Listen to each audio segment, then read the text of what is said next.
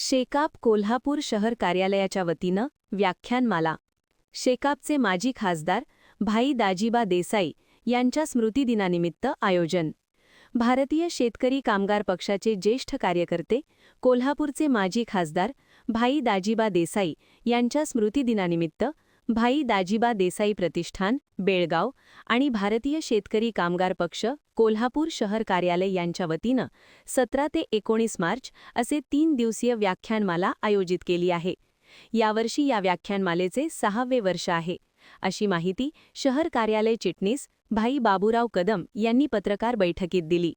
मंगळवार 17 मार्चला प्राचार्य इस्माईल पठाण यांचे करवीर संस्थापिका छत्रपती महाराणी ताराराणी यांचे जीवनकार्य या विषयावर पहिलं पुष्प गुंफतील. बुधवार 18 मार्च रोजी ॲडव्होकेट भाई सुभाष पाटील यांचे प्रतिसरकार व क्रांतिसिंह नाना पाटील, तर गुरुवार 19 मार्च रोजी माजी खासदार भाई दाजीबा देसाई यांचे जीवनकार्य या विषयावर व्याख्याते ॲडव्होकेट अजित सूर्यवंशी यांचे व्याख्यान होईल, अशी माहिती प्राचार्य डॉक्टर जी.पी. माळी यांनी दिली.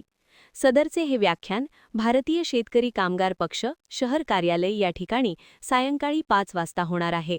या व्याख्यानाचा लाभ शहरातील नागरिक, कार्यकर्ते व हितचिंतकांनी घ्यावा, असं आवाहन भारतीय शेतकरी कामगार पक्ष शहर कार्यालयाच्या वतीनं करण्यात आलं.